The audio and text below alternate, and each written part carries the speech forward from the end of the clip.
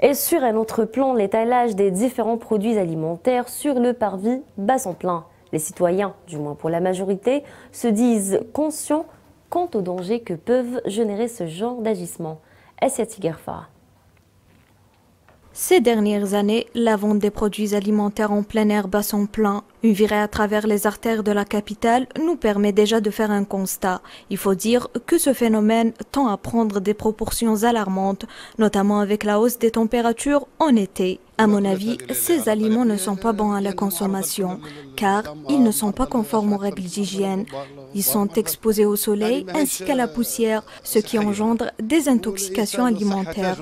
Personnellement, j'étais victime d'une intoxication alimentaire et c'était dû à ce mode d'alimentation toxique. C'est ce que m'avait dit le médecin. D'antan, les citoyens n'avaient pas cette culture de la consommation, mais aujourd'hui, ils semblent plus conscients quant à ce que contient leur assiette.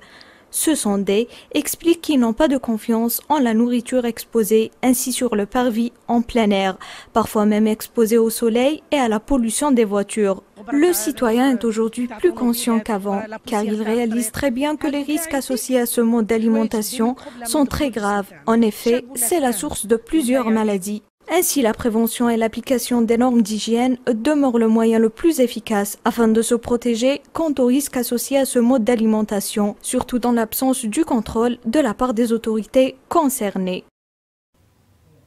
Et bien sûr, ce genre d'agissement peut provoquer une maintes maladie, notamment une intoxication alimentaire.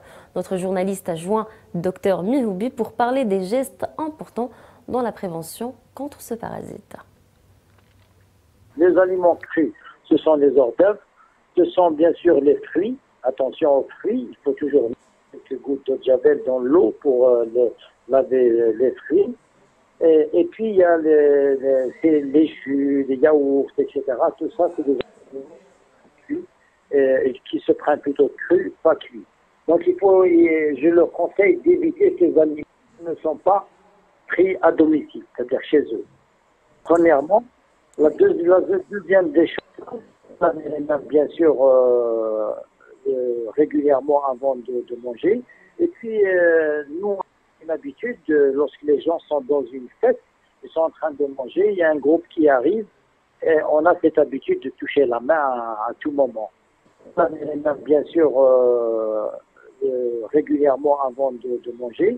Et puis nous, on a une habitude, lorsque les gens sont dans une fête, ils sont en train de manger, il y a un groupe qui arrive, et on a cette habitude de toucher la main à tout moment. Moi, ce que je leur demande, c'est de lancer sa main à l'écoute et puis c'est de s'asseoir sans toucher la main aux autres.